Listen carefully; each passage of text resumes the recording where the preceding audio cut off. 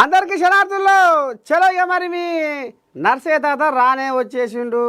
ఇక మరి morning news with Narsaiah తాత ఇవాళ ఏ పేపర్లలో ఏమేమి రాసుకొచ్చిర్రు, మరి పేపర్ల జాతకం ఎట్లా ఉంది, ఏంది ఏం కథ అనే ముందర మహాపత్రికను తీసుకుందాం. మహాపత్రికలో ఏం వచ్చిందయ్యా ఇవాళ ఏంది ఏం కథ అంటే, ఖుష్బూకు హ్యాకర్స్ షాకు. ఖుష్బూ ఎక్స్ అకౌంట్లో విదేశీ భాషలో ట్వీట్లు. ఇన్స్టాగ్రామ్ ద్వారా అందరికీ ఈ విషయం తెలియజేసిన ఖుష్బూ. ఇక పెద్ద పెద్దల కథ రోజు గిట్నే అవుతుంది. ఇక దొంగ బట్టబాజుగాళ్ళకి ఏం పని, రోజు ఏదో ఒకటి వెలిగించుకోవాలి. గిసొంటోళ్ళ కథ బట్టబయలు చేయాలి. ఇక మరి ఇక షెడ్తో పాటు పసలు ఆశ పసలు రాబట్టాలనేది ఇక వాళ్ళ కథ. రాజేంద్ర నగర్ చేవేళ్లకు త్వరలో ఉప ఎన్నికలు. వేసిండు దెబ్బ. బీఆర్ఎస్ వర్కింగ్ ప్రెసిడెంట్ కేటీఆర్ పార్టీలో చేరిన పలువురు నాయకులకు స్వాగతం. విశాలమైన ఆఫీస్, ఫుల్ డిమాండ్. గ్రేటర్లో Q1లో 25 లక్షలు, ఇందులో 20 లక్షలు పెద్ద సైజు ఆఫీసులే. సావిల్స్ ఇండియా నివేదిక వెల్లడి. చరో మళ్ళీ ఉద్యోగాల జాతర. ఒకసారి ఇది చూద్దాం. రాజేంద్ర నగర్ చేవేళ్లకు త్వరలో ఉప ఎన్నికలు. అమ్మా, ఇటు కాలయాదే ఇటు ప్రకాష్ గౌడ్ ఇలా పని చేస్తాటే ఊరుగా. చూద్దాం ఏం రాసిర్రో.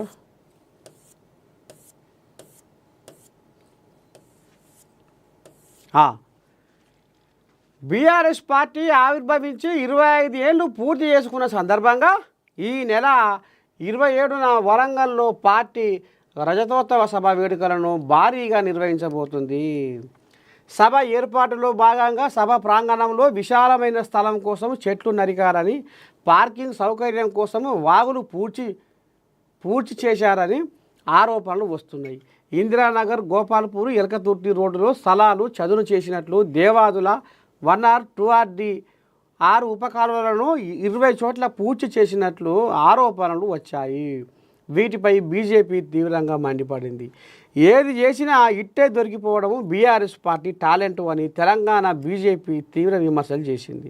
ఈ మేరకు తెలంగాణ బీజేపీ అధికార ఖాతా ఎక్స్ వేదికగా ఆసక్తికర ట్వీట్ చేసింది.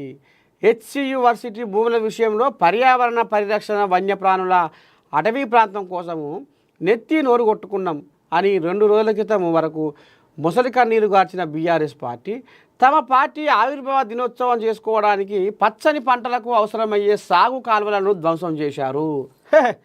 చూసిరా సొక్కంపూస పనులు ఎట్లా ఉన్నాయో. వాహనాల పార్కింగ్ కోసము వాగులు, వంకలు పూడ్చివేశారు. ఇది బీఆర్ఎస్ పార్టీ అసలు స్వరూపం. వన్యప్రాణులపై గుండె కరిగింది అని దొంగ నాటకాలు చేసిన బీఆర్ఎస్ పార్టీ ఈరోజు రైతన్నలపై కటువుగా మారింది అని తీవ్ర ఆరోపణలు చేసింది. ఇక చూడండి, ఇప్పుడు వీళ్ళు వలికేటివేమో సొకంపూస పలుకులు. వీళ్ళ చిలక పలుకులు ఎట్లా ఉంటాయంటే, ఎదుటోళ్ళు చేస్తే ఒక రకంగా, మనం చేస్తే ఒక రకంగా. ఇక నిన్న మొన్న మరి కంచె గచ్చిపోయి భూముల మీద ఏ రకంగా కచ్చపెచ్చ చేయాలని చేసిర్రు వీళ్ళు బీఆర్ఎస్ పార్టీలు. ఇక ఆఖరికి వస్తార కల్లా ఇప్పుడు వీళ్ళు ఎలకతుర్తిరా 25 ఏండ్ల బీఆర్ఎస్ పార్టీ పండుగ చేసుకుందాం అని ఇక ఎదురొచ్చిన చెట్టు చేమ మొత్తం పార్కింగ్ కోసం, వాహనాల పార్కింగ్ కోసము ఎదురొచ్చిన చెట్లు చేమ, గతంలో ఉన్న వాగులు, వంకలు ఏడి కాడికి మొత్తం పూడ్చి లేవల్ చేసిర్రట. వీళ్ళ అవసరాలకు, వీళ్ళ అక్కెలకు ఇక ఈ రకంగా కథ నడిపించిర్రు. ఇక బీఆర్ఎస్ పార్టీకి 25 ఏళ్ళ పండుగ చేయాలని ఇక గిట్లా వాగులు, వంకలు, చెట్లు, బొట్లు అంతా ఆగమాగం జగన్నాథం చేసిర్రు. అయితే ఒక్క ముచ్చట ఏంటంటే, అసలు వీళ్ళు 25 ఏళ్ళ పండుగ బీఆర్ఎస్కు చేస్తుర్రా, టీఆర్ఎస్కు చేస్తుర్రా? టీఆర్ఎస్ పుట్టి 25 ఏళ్ళు అవుతుందా, లేకపోతే బీఆర్ఎస్ పుట్టి 25 ఏళ్ళు అవుతుందా అనేది ఇప్పుడు అక్కడక్కడ నేను జనాలలో తిరుగుతా కాబట్టి, జనాల కాడికి పోతా కాబట్టి జనాలు అంటుర్రు.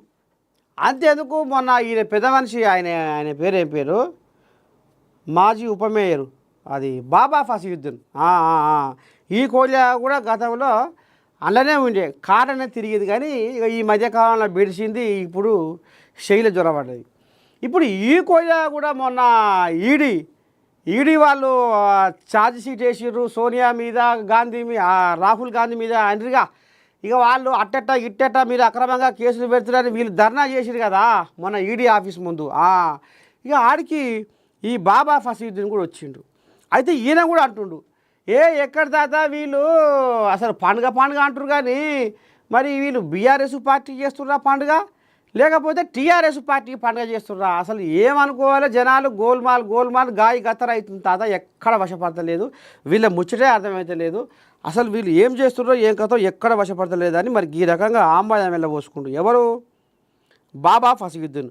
ఒక్కసారి బాబా ఫసీయుద్దీన్ లైన్లో తీసుకుందాం అసలు ఆయన నోట్లకెళ్ళి మనం ఇందాం.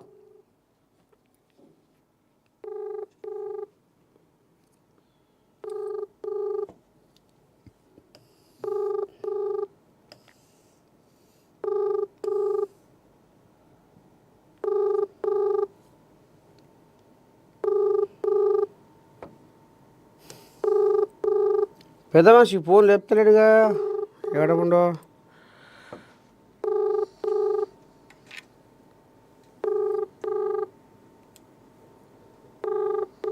The person you're calling is not answering.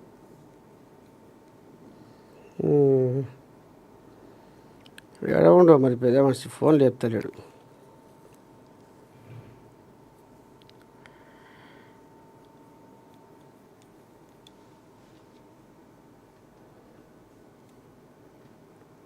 సరే మళ్ళీ లైన్లోకి వస్తే తీసుకుందాం వీరని. అసలు వీళ్ళు జనాలు తిక్కడ పక్కడ అవుతారు తికమక అవుతారు వాళ్ళకి ఏం దోస్తలేదు. ఈ 25 ఏళ్ళ పండుగ మరి బీఆర్ఎస్కా టీఆర్ఎస్కా ముందుగా పుట్టింది టీఆర్ఎస్ మరి టీఆర్ఎస్కి వెళ్ళి మళ్ళీ బీఆర్ఎస్కు మార్చుకోరు అంటే మరి ఇప్పుడు టీఆర్ఎస్ ఇదా అదా అనేది కూడా జరంత జనాలకు అర్థం కాని పరిస్థితి దాపరమైందనుకో రాజురి. ఇక భారీ మార్పులు ప్రక్షాళనపై ముఖ్యమంత్రి రేవంత్ కసరత్తు సీఎస్గా తెరపైకి జయేష్ రంజన్ నవీన్ మిట్టల్ దానకిషోర్ రఘునందన్ రావు సహా కీలక అధికారుల బదిలీకి రంగం సిద్ధం. ప్రధాన శాఖల చీఫ్లలో మార్పులు 10 జిల్లాల కలెక్టర్లపై నారాజ్ మెదక్ హైదరాబాద్ సహా పలువురు కలెక్టర్ల బదిలీకి అవకాశము.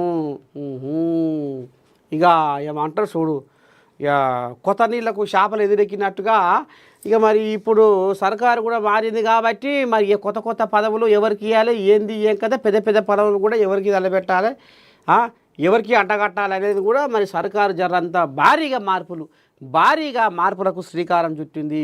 ముఖ్యమంత్రి రేవంత్ రెడ్డి పాలన ప్రక్షాళనపై దృష్టి పెట్టారు. ప్రస్తుత ప్రధాన కార్యదర్శి శాంతికుమారి ఈ నెలాఖరుకు పదవి విరమణ చేయనున్నారు.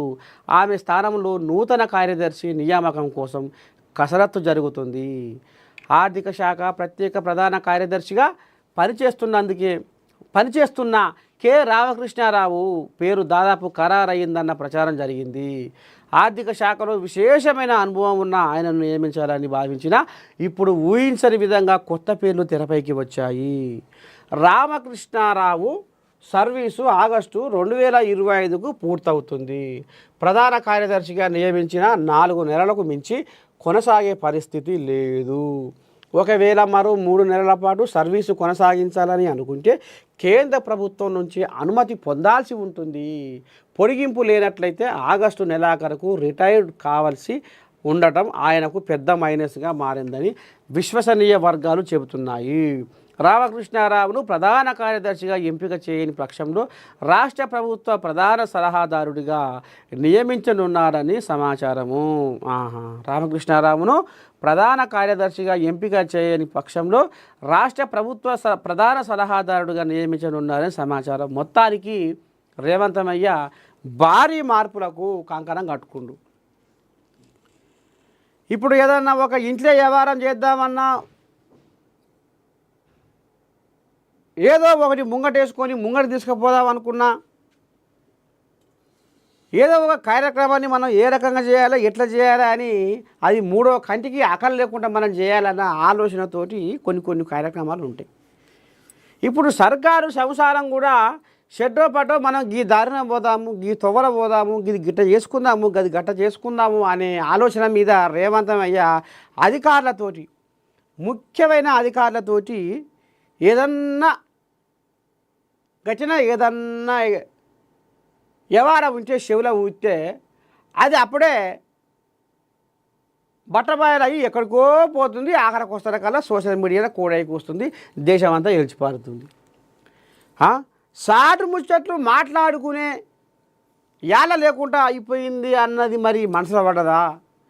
మన కంచగచ్చిబోలి భూముల వ్యవహారం కూడా నీ దండం పెడితే ఓ మూత మోగింది. అప్పుడే వీళ్ళు ఏమంట దాన్ని జర్ర కొద్దిగా మరి దీన్ని ఎట్లా చేద్దాము, ఏం చేద్దాము, దీని ముందర ప్రణాళిక ఏంది, వెనక ప్రణాళిక ఏంది, మనం చేస్తే రేపు మనకు ఏం ఎదురవుతుంది, ఎట్లా ఎదుర్కోవాలి, ఏం చేయాలి, ఎట్లా చేయాలన్న ఆలోచన లోపల ఉండగానే వీళ్ళు అధికారులు అంతా లూజు వ్యవహారం చేసే కథ గాడికి ఆఖరికి ఫేక్ వీడియోలు ఫేక్ ఫోటోల కాడికి వచ్చింది కథ అనేది. అంటే అధికారుల కొంత వాళ్ళ అలసత్వం వల్ల, అధికారులు కొంత నిర్లక్ష్యం వల్ల ఈ సర్కారు సంసారం అంతా ఏడి కాడికి మాత్రం పూసగుచ్చినట్టుగా ఇటు అటు ఇటు అటు అటు పొక్కుతుంది.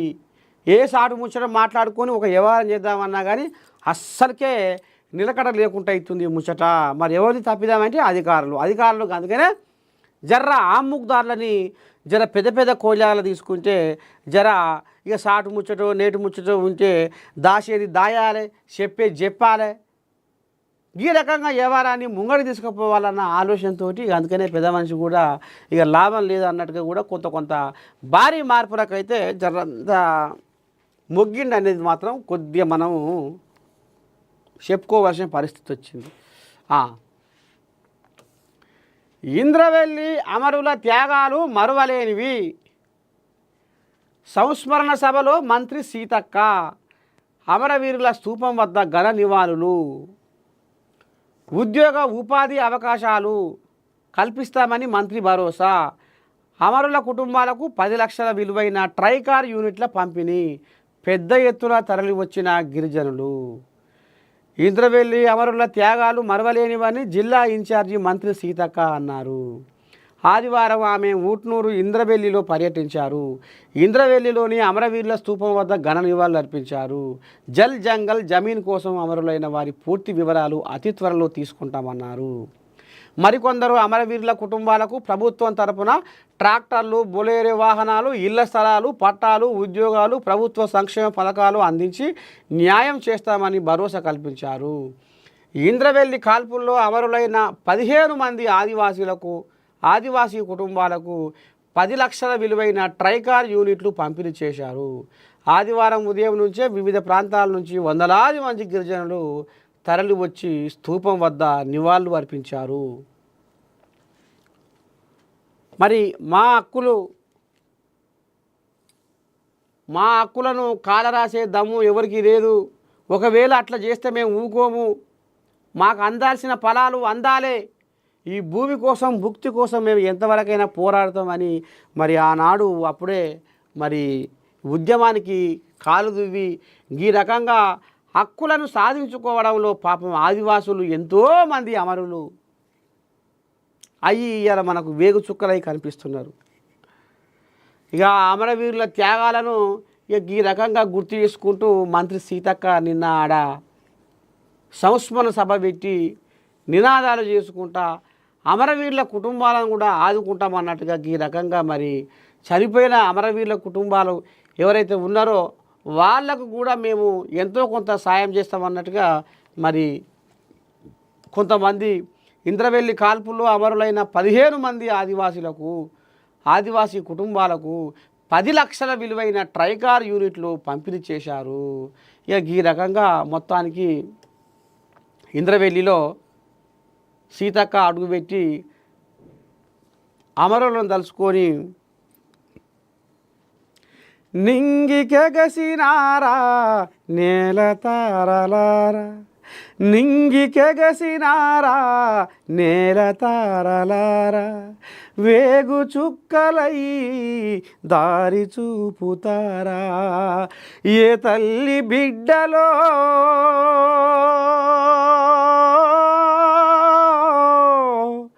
ఏ తల్లి బిడ్డలో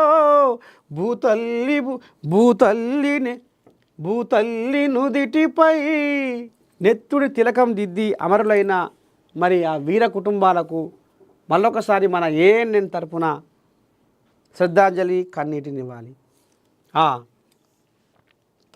ఇంకా జమ్మూ కాశ్మీర్లో వర్ష బీభత్సం 5 మృతి. ఇంద్రవెల్లి కొండలో అధికారికంగా ఓకే ఇది అయిపోయింది.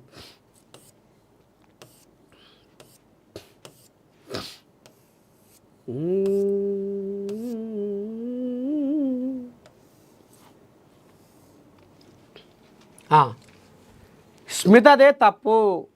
ఈ తల్లి మళ్ళీ వచ్చిందా? ప్రభుత్వంలో ఉండి ఆ పని చేయొద్దు. సర్వీస్ రూల్స్కు ఇది విరుద్ధం. ఏ ప్రభుత్వాన్ని కూడా వారు విమర్శించకూడదు. న్యాయ నిపుణుల అభిప్రాయాలు. కంచె గచ్చిబౌలి వ్యవహారంలో తరచూ ట్విట్టర్ వేదికగా రీట్వీట్లతో సర్కారును ఇబ్బంది పెట్టే ప్రయత్నాలు చేస్తున్న స్మితా సబర్వాల్ తీరుపై నెట్టింట రచ్చ జరుగుతుంది. ఒక ఐఏఎస్ అధికారి ప్రభుత్వాన్ని విమర్శించడం ముమ్మాటికి సర్వీసు రూల్స్ను ధిక్కరించడమేనని, ఈ ప్రభుత్వాన్నే కాదు గత ప్రభుత్వాన్ని కూడా విమర్శించడానికి వీల్లేదని న్యాయ నిపుణులు పేర్కొంటున్నారు. చట్ట ప్రకారం ఆమెపై చర్యలు ఎందుకు తీసుకోకూడదు అని ప్రశ్నిస్తున్నారు. కంచె గచ్చిబౌలిలోని 400 ఎకరాల ప్రభుత్వ భూమిలో ఐటీ హబ్ ఏర్పాటు చేయాలన్న రేవంత్ రెడ్డి ప్రభుత్వ ప్రణాళికలు వివాదానికి దారితీసిన నేపథ్యంలో హైదరాబాదు విశ్వవిద్యాలయం విద్యార్థులు, ప్రకృతి ప్రేమికులు, పర్యావరణవేత్తలతో పాటు విపక్ష నేతలు ఆందోళనలు చేపట్టారు. ఈ నేపథ్యంలోనే సీనియర్ ఐఏఎస్ అధికారి స్మితా సబర్వాల్ మార్చి 31న ఎక్స్లో ఒక ఏఐ ఫోటోను రీపోస్ట్ చేశారు. ఆ పోస్టు ఇప్పుడు అగ్గి రాజేస్తుంది. ఈ పోస్టు పెట్టడంపై వివరణ కోరుతూ స్మితా సబర్వాల్కు సైబరాబాద్ పోలీసులు నోటీసులు జారీ చేశారు. తప్పుడు సమాచారం వ్యాప్తి చేశారన్న ఆరోపణల నేపథ్యంలో పోలీసులు ఈ చర్యకు ఉపక్రమించగా స్మితా సబర్వాల్ ఏమాత్రం వెనక్కి తగ్గకుండా ప్రభుత్వాన్ని ప్రశ్నించే పోస్టులు పెట్టడం ఇప్పుడు సర్వత్రా చర్చనీయాంశంగా మారింది. పోలీసుల నోటీసులపై స్పందించిన స్మితా సబర్వాల్ తాను కేవలం ఒక ఏఐ ఫోటోను రీపోస్ట్ చేశానని, ఉద్దేశపూర్వకంగా తప్పుడు సమాచారం వ్యాప్తి చేయలేదని స్పష్టం చేసే ప్రయత్నం చేశారు. వాటికి తోడు కంచె గచ్చిబౌలి భూముల వివాదంపై సుప్రీంకోర్టు ఇచ్చిన తీర్పును తెలిపే పోస్టును కూడా రీపోస్ట్ చేయడం అగ్నిలో ఆజ్యం పోసినట్టయింది. ఓవైపు పోలీసులకు సహకరిస్తానని చెబుతూనే తాను రీపోస్ట్ చేసిన ఏఐ ఫోటోతో ఉన్న పోస్టును 2000 మందికి పైగా షేర్ చేశారని, మరి వారందరికీ కూడా నోటీసులు జారీ చేస్తారా అంటూ పోలీసులను ప్రశ్నించారు. స్మితా సబర్వాల్ ఒకవేళ అలా చేయకపోతే ఇది సెలెక్టివ్ టార్గెటింగ్ అవుతుందని, చట్టం ముందు అందరూ సమానమే అంటూ మరో సంచలన ట్వీట్ చేయడంతో మరింత వివాదాస్పదమైంది. అయితే ఈ వివాదం ఇప్పుడు సోషల్ మీడియాలో తీవ్ర చర్చనీయాంశమైంది. స్మితా సబర్వాల్కు మద్దతుగా కొందరు, వ్యతిరేకంగా మరికొందరు తమ అభిప్రాయాలను వ్యక్తం చేస్తున్నారు. విధానాలను వ్యతిరేకించొద్దు. మొత్తానికైతే స్మితా సబర్వాల్ మీద ఒక మచ్చ అయితే వచ్చింది. 60 లక్షల పైచిలకు పైసల్ని ఉచితార్థంగా తీసుకున్నది. అద్దెకారు పేరు మీద సొంత వాహనం వాడుకొని నేను కారును అద్దెకు తీసుకున్నా అని తప్పుడు మాటలు మాట్లాడింది, అబద్ధాలు ఆడింది. 60 లక్షల పైచిలకు 90 రోజుల్లో తీసుకున్నది. ఈ రకంగా వృత్తి ధర్మంలో సృష్టి చక్రంలో వృత్తి ధర్మాన్ని పాటించని బతుకు వ్యర్థము అనేది మరి శ్రీకృష్ణుడు చెప్తున్న ముచ్చట. భగవద్గీతలో సృష్టి చక్రంలో వృత్తి ధర్మాన్ని పాటించని బతుకు వ్యర్థము. గా రకంగా మరి ఈమె ఏదైతే మరి ఐఏఎస్ అధికారిగా మరి వృత్తి ధర్మానికి ఒక మచ్చ తెచ్చింది అనేది కూడా ఇప్పుడు సోషల్ మీడియాలో ఇది బాగా వైరల్ అవుతుంది. మరి ఈ తల్లి మీద మాత్రం ఒక మచ్చ వచ్చింది. గతంలో కూడా దివ్యాంగులను విమర్శించింది. దివ్యాంగులు ఏం చేయగలుగుతారు, ఏం సాధించగలుగుతారు, ఎటు పోగలుగుతారు, ఎటు నడవగలుగుతారు, ఏం చేయగలుగుతారు అనేది కూడా పాపం వాళ్ళని మానసికంగా దెబ్బతీసి అదొక పాపం మూట కట్టుకుంది. ఈ మధ్య కాలంలోనే మరి ప్రభుత్వానికి కూడా 60 లక్షల పైసలకు పైసల్ని ఎగ్గొట్టి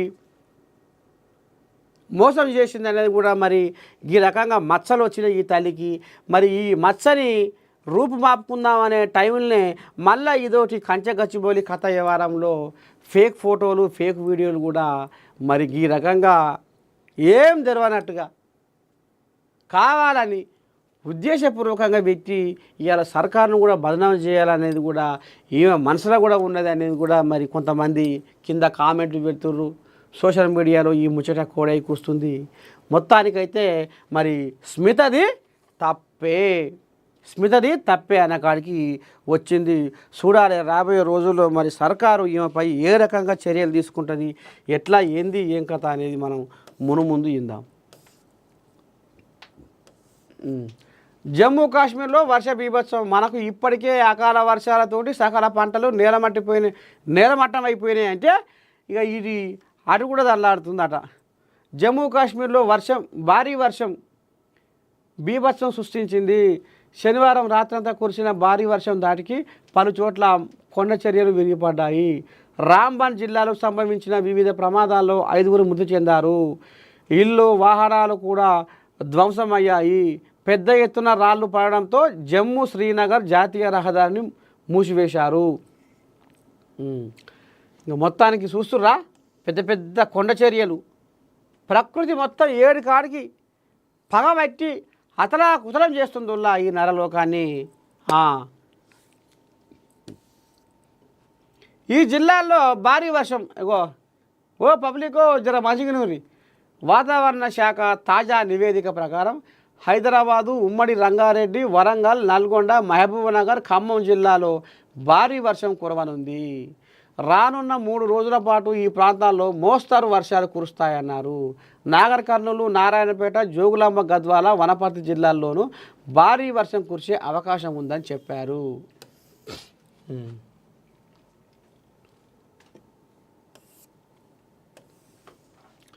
భారత్ నుంచి అమెరికాకు ఊహించని రీతిలో తగ్గిన విమాన ఛార్జీలు. ప్రధానిగా యోగి ఆదిత్యనాథ్ కుంభమేళ వెనుకున్న ప్లాన్ ఇదే.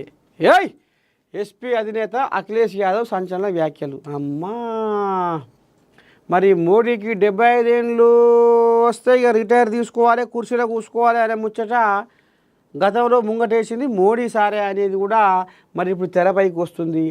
మరి 75 ఏళ్ళు పడ్డ మోడీ రేపు మరి దీనికి ఇక అయిపోయినట్టేనా? ఇక ప్రధానిగా ఇక తోక కోసి ఇక సాగనంపే కాలం వచ్చిందన్నట్ట. ప్రధానిగా యోగి ఆదిత్యనాథ్. ఎందుకంటే వాళ్ళకి ఉంటాయిగా సిద్ధాంతాలు బీజేపీ. 75 ఏళ్ళు దాటితే 75 ఏళ్ళు వస్తే ఈ కథం తోక ముడుచుకొని ఇంట్లో పండాలి, ఇంకొకరికి అవకాశం ఇవ్వాలి అన్నట్టుగా చూద్దాం. మరి పెద్దమనిషి ఏమంటుండో. ఉత్తరప్రదేశ్ ముఖ్యమంత్రి యోగి ఆదిత్యనాథ్ను భవిష్యత్ ప్రధానమంత్రి అభ్యర్థిగా ప్రజల ముందుకు తీసుకురావడంలో భాగంగానే బీజేపీ మహాకుంభమేళాను ఉపయోగించుకోవాలని కుట్ర పన్నిందని సమాజ్వాదీ పార్టీ అధినేత అఖిలేష్ యాదవ్ సంచలన ఆరోపణలు చేసిండు.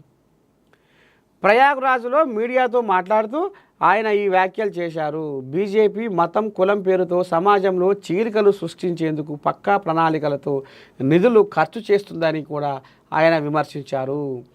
మహాకుంభమేళ సమయంలో యోగి ఆదిత్యనాథ్ పేరును ప్రధానమంత్రి అభ్యర్థిగా ప్రకటించాలనేది బీజేపీ ప్రణాళిక అని మాకు తెలిసింది. వారు దీనిని రాజకీయ కుంభుగా మార్చాలని కోరుకున్నారు. ఇది మతపరమైన కుంభు కాదు అని అఖిలేష్ యాదవ్ ఆరోపించారు. నిజానికి మతాల మధ్య చిచ్చు పెడుతున్నది ఎవరైనా ఉన్నారా అంటే బీజేపీని. మతం, కులం పేరుతో సమాజంలో విభజన సృష్టించడం బీజేపీ చాలా ప్రణాళికాబద్ధంగా చేస్తున్న కార్యక్రమం. దానికోసం వారు నిధులు కూడా ఖర్చు చేస్తారు.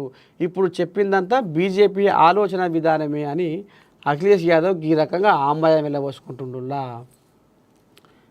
ఇక ఉత్తరప్రదేశ్లో మహాకుంభమేళ వెనకాల అతిపెద్ద ఉపాయం ఉన్నది ఏంది అంటే యోగి ఆదిత్యనాథ్ని ప్రధానిగా రేపు చూపించాలన్న ఆలోచన మీద ఇక ఈయనకు దేశంలో ఉన్న ప్రతి మనిషి నాలుక మీద యోగి యోగి అనేది ఆయన పేరు జనాల నాలుకల మీద నాట్యం ఆడేటట్టుగా చెయ్యాలంటే ఇగో ఇది మహాకుంభమేళ చేయాలి.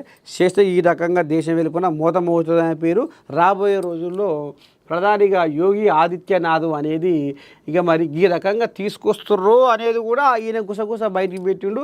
చూద్దాం రేపు ఏమవుతుంది ఎట్లయితుంది అనేది.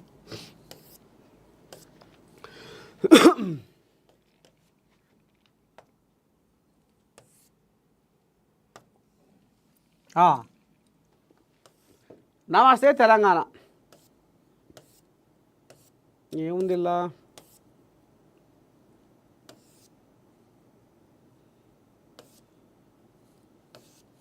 ఏం ఇటుపోతుంది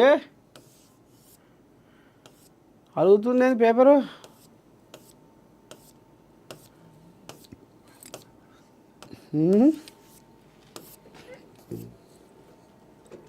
ఏమైనట్టు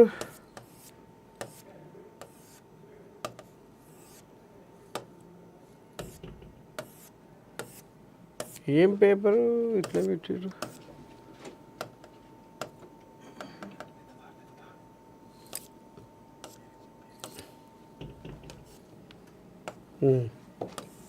సరే ఇది ఏదో కచ్చిపెచ్చ వ్యవహారం ఉంది, పక్క జరగమ్మా. ఈనాడు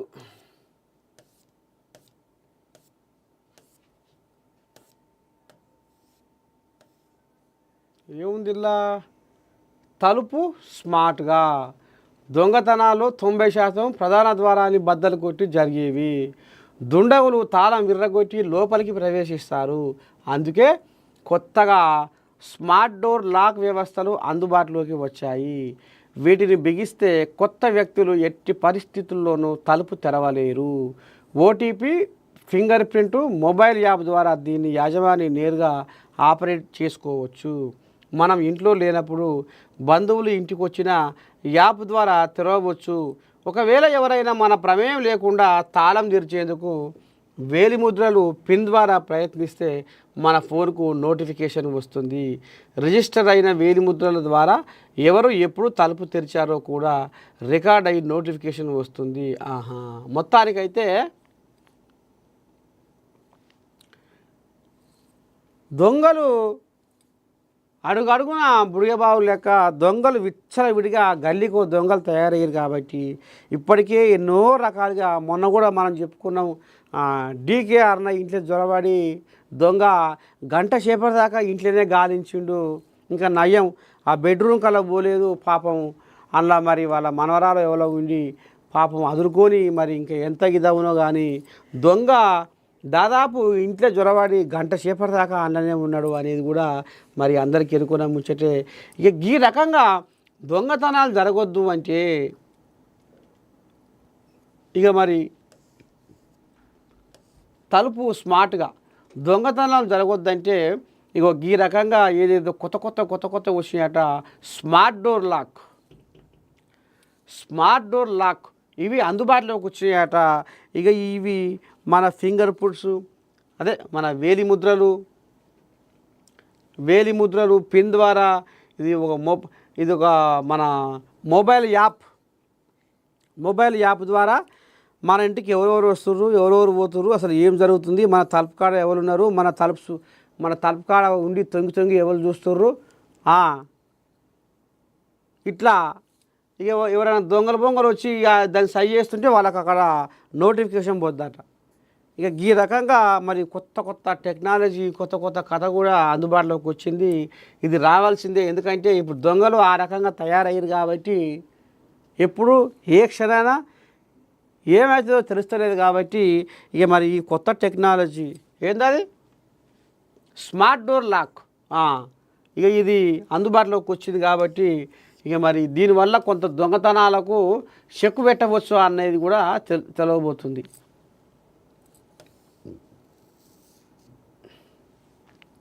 హైదరాబాదులో ఎకో టౌన్, జపాన్ సంస్థలతో తెలంగాణ ప్రభుత్వం ఒప్పందం, పర్యావరణ పరిరక్షణ మా లక్ష్యం. సీఎం మురాసాకి ప్రాజెక్టును సందర్శించిన రేవంత్ రెడ్డి బృందం.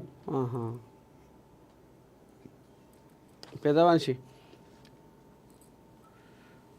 జపాన్ పర్యటనలో భాగంగా ముఖ్యమంత్రి రేవంత్ రెడ్డి నేతృత్వంలోని తెలంగాణ రైజింగ్ ప్రతినిధి బృందం ఆదివారం పర్యావరణ హిత కిటాక్యుషు నగరాన్ని సందర్శించింది. హైదరాబాదులో ఎకో టౌన్ ఏర్పాటుకు జపాన్కు చెందిన ప్రముఖ సంస్థలతో ఒప్పందాలు కుదుర్చుకుంది. ఇందులో భాగంగా అవి పర్యావరణ పరిరక్షణ, వ్యర్థాల నిర్వహణ, రీసైక్లింగ్ రంగాల్లో భాగస్వామ్యం పంచుకుంటాయి. కిటాక్యుషు సిటీ మేయర్ కజుహిసా టేకుచితో ముఖ్యమంత్రి రేవంత్ రెడ్డి, ఐటీ పరిశ్రమల శాఖ మంత్రి దుద్దిల్ల శ్రీధర్బాబు అధికారులు భేటీ అయ్యారు. పర్యావరణ అనుకూల సాంకేతికతలు, పరిశుభ్రమైన నగర నమూనాలు, నదుల పునరుజ్జీవ విధానాలపై చర్చలు జరిపారు. ఈ సందర్భంగా హైదరాబాదులో ఎకో టౌన్ ఏర్పాటుకు సంబంధించి EX research institute, P9 LLC, Nippon steel engineering, new chemical trading, హమితా హోల్డింగ్స్ సంస్థలతో తెలంగాణ ప్రభుత్వం ఒప్పందాలు కుదుర్చుకుంది. ముఖ్యమంత్రి రేవంత్ రెడ్డి సమక్షంలో లెటర్స్ ఆఫ్ ఇంటెంట్పై రాష్ట్ర ప్రభుత్వ అధికారులు, కంపెనీల ప్రతినిధులు సంతకాలు చేశారు. కిటాక్యుషు మాదిరిగా హైదరాబాదును శుభ్రమైన సుస్థిర నగరంగా తీర్చిదిద్దే దిశగా ఈ ఒప్పందాలు జరిగాయి. ఒకప్పుడు పారిశ్రామిక కాలుష్యంతో ఇబ్బందులు పడ్డ ఈ నగరం ఇప్పుడు ప్రపంచంలోని పరిశుభ్రమైన నగరాల్లో ఒకటిగా ఎలా మారిందో మేయర్ టేకుచి వివరించారు. తమ అనుభవాలు, పర్యావరణ పరిరక్షణకు చేపట్టిన ఆవిష్కరణలు, సాంకేతిక పరిజ్ఞానాన్ని తెలంగాణతో పంచుకునేందుకు ఆసక్తి ప్రదర్శించారు. హైదరాబాదు, కిటాక్యుషు నగరాల మధ్య విమాన రాకపోకల అంశం ఈ సందర్భంగా చర్చకు వచ్చింది. హైదరాబాదులో జపనీస్ భాషా పాఠశాల ఏర్పాటు చేసే ప్రతిపాదనను ముఖ్యమంత్రి ప్రస్తావించారు. జపాన్లో యువశక్తి అవసరం ఎక్కువగా ఉందని, తెలంగాణ యువతకు జపనీస్ భాషలో నైపుణ్యం కల్పిస్తే బాగుంటుంది అన్నట్టుగా ఈ రకంగా మరిగా హైదరాబాదులో ఎకో టౌన్కు మొత్తానికి కంకణం కట్టుకుంది సర్కారు. జపాన్ సంస్థలతో తెలంగాణ ప్రభుత్వం ఒప్పందం చేసుకొని పర్యావరణ పరిరక్షణగా ముందుకు పోదామన్న ఆలోచనతోటి మరి రేవంత్ రెడ్డి జపాన్లో ఇక మరి ఈ రకంగా మంతనాలు జరపాలి, మంచి చెయ్యాలి, తెలంగాణ రూపురేఖలు మార్చాలనేది కూడా నేను కోరుకుంటా ఉన్నది. ఇంకేముంది,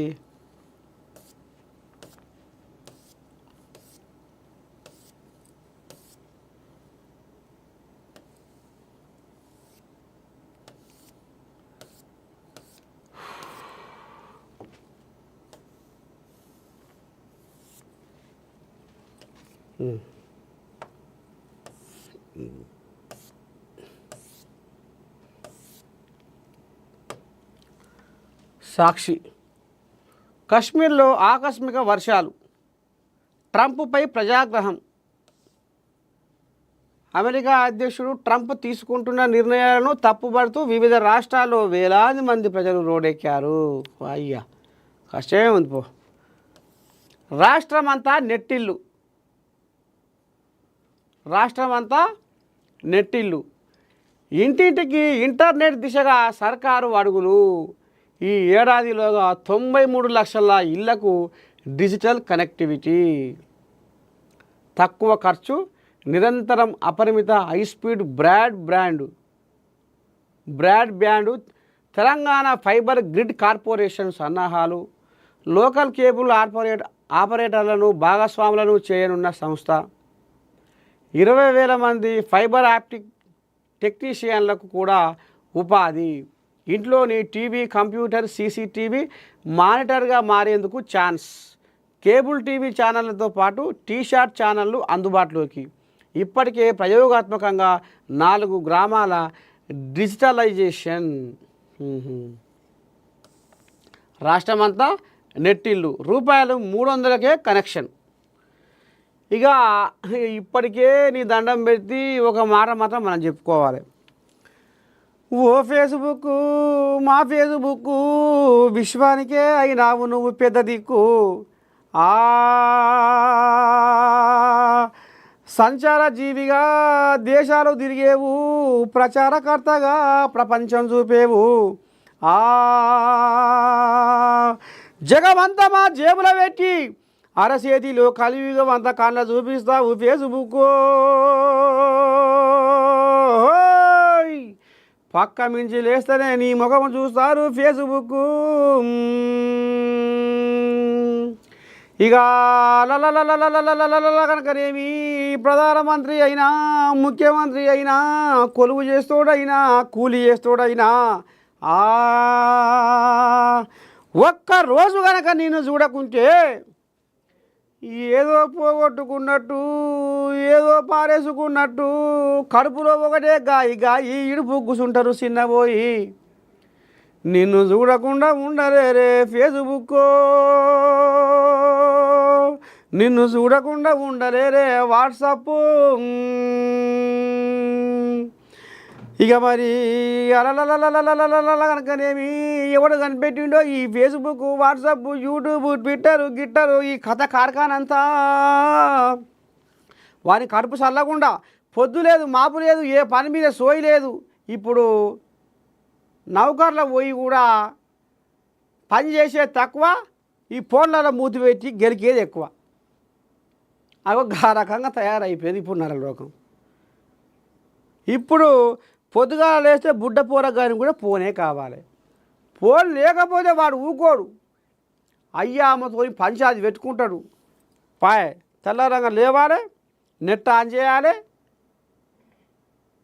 అందులో ఏమున్నాయి, ఏం పాటలు ఉన్నాయి, ఏమున్నది, అది మంచి ఆ చెడ మొత్తానికి వినాలి. ఇక ఈ రకంగా మరి నరలోకం అంతా మొత్తం సోషల్ మీడియా మీద ఆధారపడి సోషల్ మీడియాకు మొత్తం అంకితం అయిపోయింది జీవితాలు. ఇక మరి ఇక రేపు రాష్ట్రమంతా నెట్టిల్లు అట, 300కే కనెక్షన్ అట. ఒకే ఒక ఇంటర్నెట్ కనెక్షన్ మీ నట్టింట్లోని టెలివిజన్ తెరను కంప్యూటర్గా మార్చేస్తుంది. వైఫై సేవలతో పాటు కేబుల్ టీవీ అందుబాటులోకి వస్తుంది.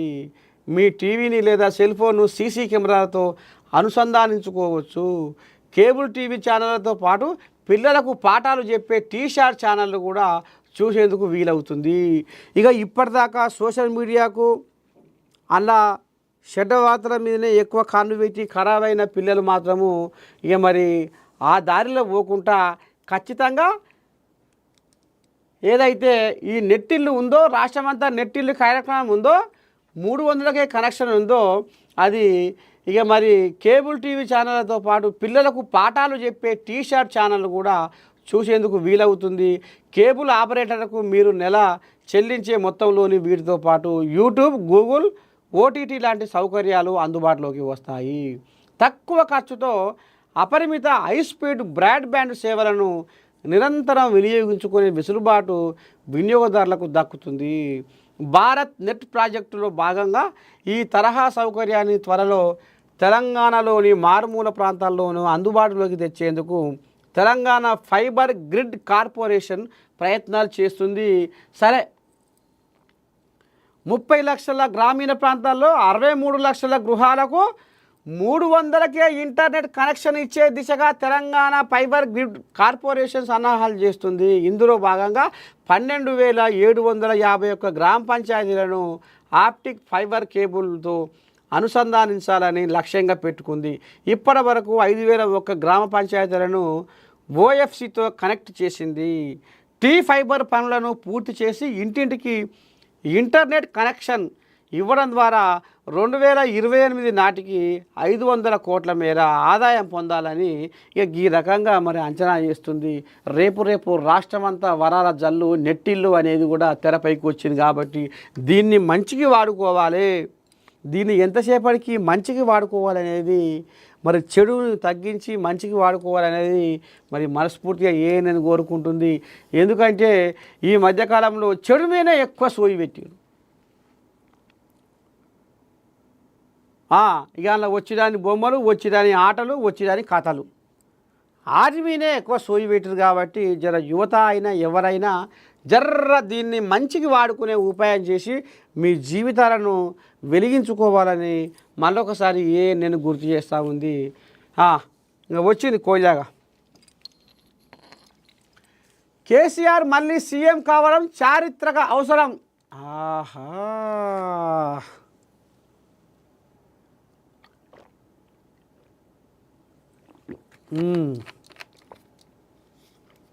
కేసీఆర్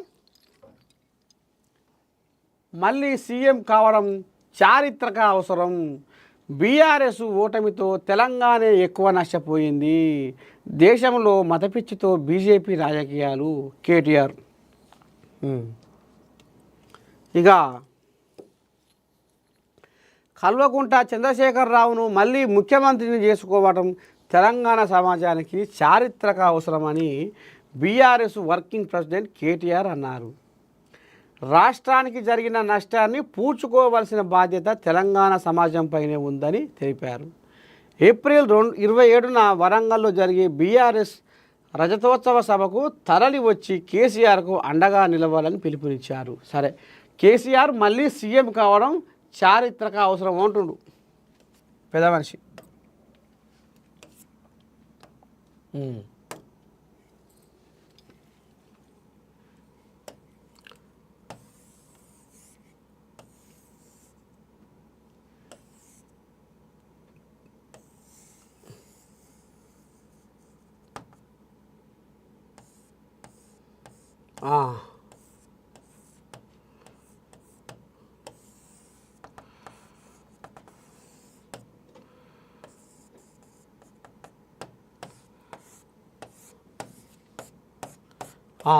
అయితే ఇప్పుడు తెలంగాణకు కేసీఆర్ మళ్ళా ముఖ్యమంత్రి అయితేనే బాగుంటుంది, అట్లయితేనే రాష్ట్రం బాగుంటుంది అనేది ఇక ఇప్పుడు ఈయన బొబ్బలు కొడుతుండు. ఎవరు? కేటీ రాములు. అయ్యా మరి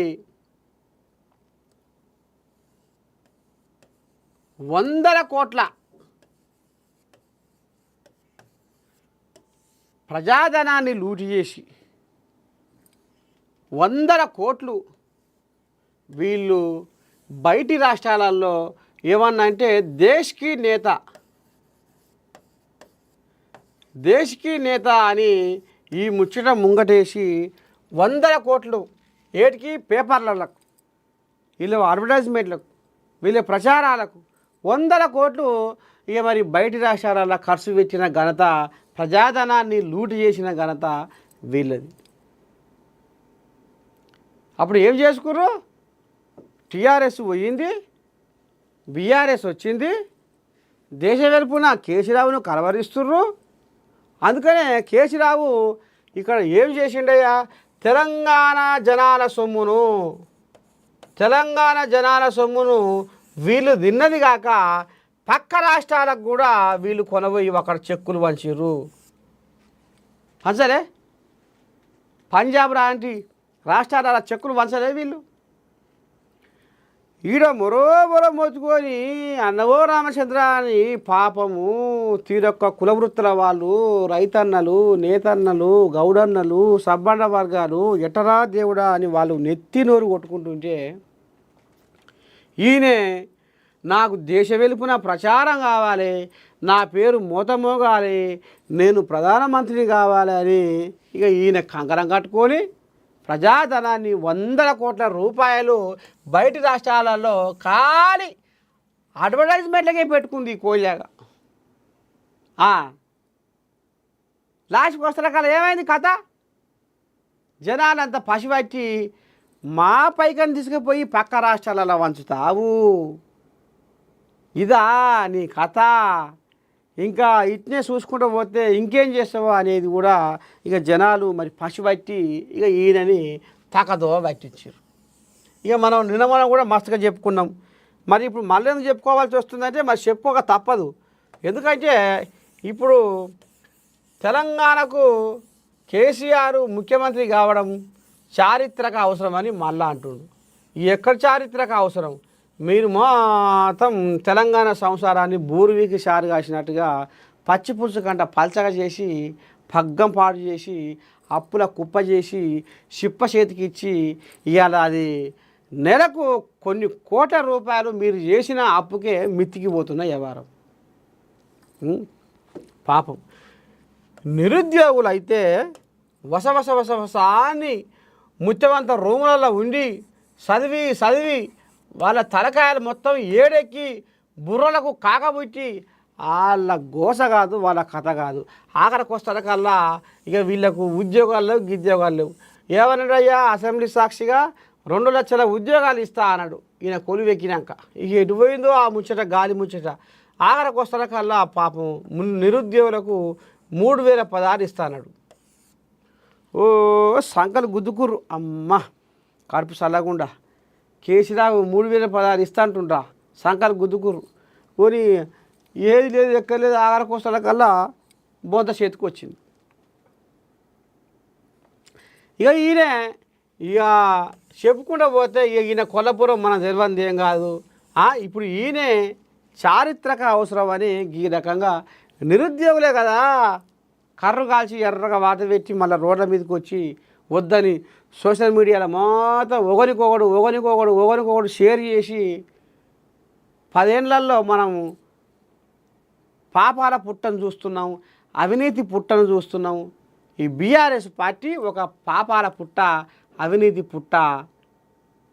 ఎటువంటి ఈ పుట్టను మనం పక్కన వలగొట్టాలనే ఇట్లాంటి నిరుద్యోగులు ఇంటికో ఉద్యోగం అన్నా అది ఆ బాధితులు అయ్యో నా కొడుకు నౌకరు వస్తుంది, ఇంటికో ఉద్యోగం అంటుండే పెద్ద మనిషి, నా బిడ్డకు నౌకరు వస్తుంది, నా కొడుకు నౌకరు వస్తుంది, నేను ఎటు చాకిరీ చేసిన, నేను రెక్కలు ముక్కలు చేసుకున్నా, నేను అరక చేత బట్టి దుంతే నా అరచేతి గీతలు అరిగిపోయినాయి, కానీ నా కొడుకు అట రావద్దు, నా కొడుకు నౌకరు చేయాలి, కేసీరావు ఇంటికో ఉద్యోగం అంటుండు అని ఇట్లా అయ్యమ్మలు కూడా ఆలోచన చేసి ఇది చేస్తే ఆఖరికి వస్తారకల్లా వాళ్ళ ఆశయం మీద నిప్పులు పోస్తుంది. ఇక మనం ఏం చెప్పుకున్నాం, ఆడి తప్పిండు, పలికి బొంకిండు, దళితుడిని ముఖ్యమంత్రి అన్నాడు, ఉత్తబుర్రేసేసిండు, దళితులకు 3 ఎకరాల భూమి అన్నాడు, ఉత్తబుర్రేసేసిండు, ఇంటికో ఉద్యోగం అన్నాడు, ఉత్తబుర్రేసేసిండు, నిరుద్యోగుల వృత్తి అన్నాడు, ఉత్తబుర్రేసేసిండు, ఆరోగ్యశ్రీ అన్నాడు, ఆరోగ్యశ్రీ ఆడంగిడంగా దులపరిచ్చిండు, అది అటకెక్కిచ్చిండు, డబల్ బెడ్రూమ్ అన్నాడు, వాళ్ళ ఉసురు పంచుకుండు, కేజీ 2 పీజీ విద్య నిర్బంధ విద్య అన్నాడు, అది ఇక మరి నియోజకవర్గానికి ఒకటి జిల్లాకు ఒకటి రామసక్కని పెద్ద పెద్ద స్కూళ్ళు కట్టిస్తా అన్నాడు, పాఠశాలలు, అది పక్కేసి పండబెట్టిండు.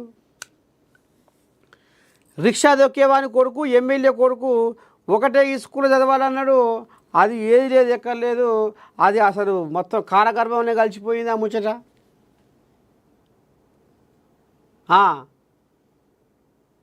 ఇవన్నీ ఉదారకం ఈ రకంగా చేసి గిట్ల చేసి ఆఖరికి వస్తున్న తెలంగాణను దాచుకుంటుండు ఇంకా ఆగం చేస్తట్టుండనే జనాలు వద్దనే పక్కకు పెట్టినాక మళ్ళీ ఇప్పుడు ఆయన రావడం చారిత్రక అవసరం అని ఇగో మళ్ళీ ఈయన కొడుకు బొల్లి కూతలు కూస్తుండు. ఎట్టకుండా చూడు నోరు దాపుకొని మింగుదామని. అందుకనే జనాలు కూడా ఆలోచన చెయ్యాలి.